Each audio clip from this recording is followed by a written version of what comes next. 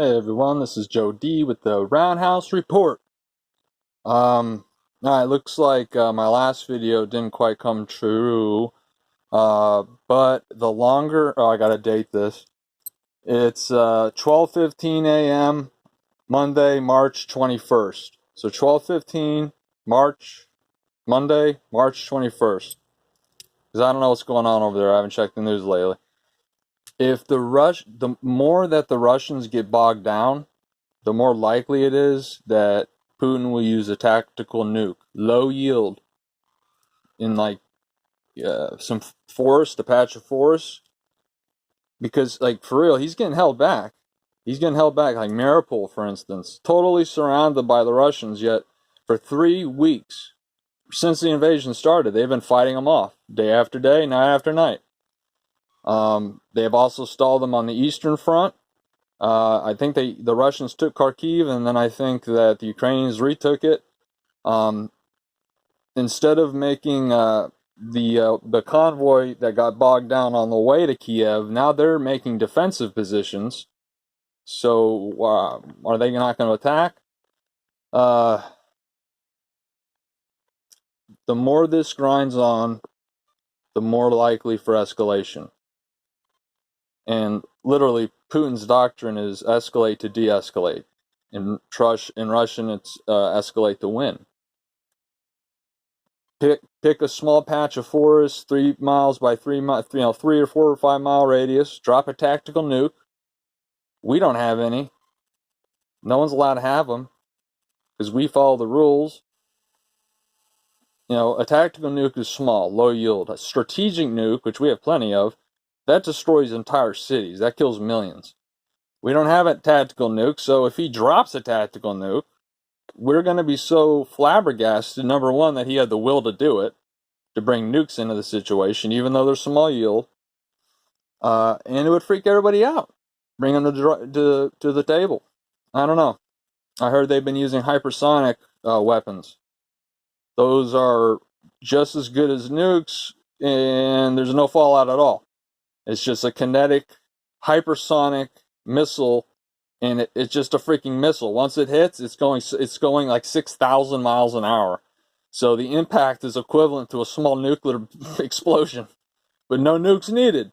So they may use that. And I don't know. All I know is that there are holdouts throughout the Ukraine. Mariupol, seriously, they've been under siege for like 3 weeks, 4 weeks. They're not giving up. They're still fighting.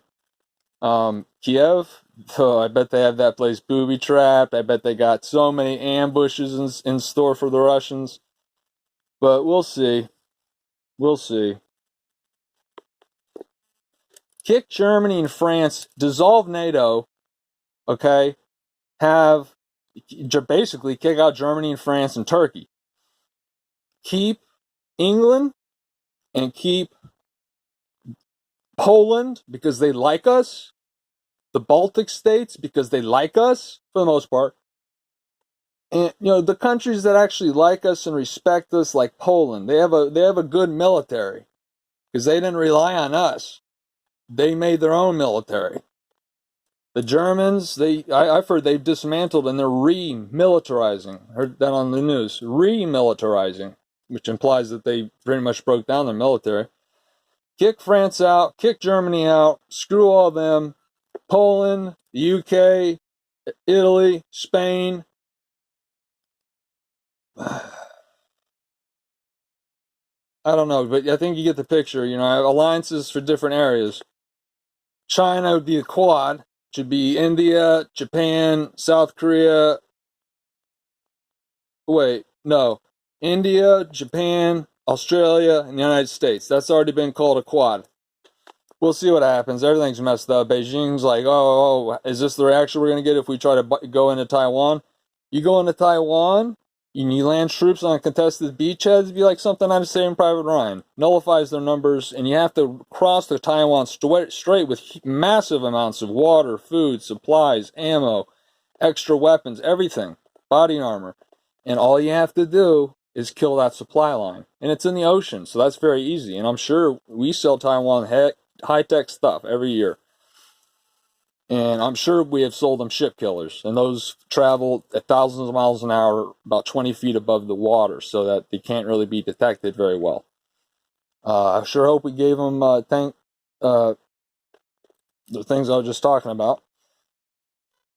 All right, I like Poland a lot. They actually went with us into Iraq in 2003 when nobody else did. The Brits sent 40,000 when nobody else did. So yeah, screw basically Germany and France. Just kick them out. I'm tired of them. They contribute nothing. Remilitarize Germany. 2 days later, their Panzer tanks are blowing through They're blowing through France.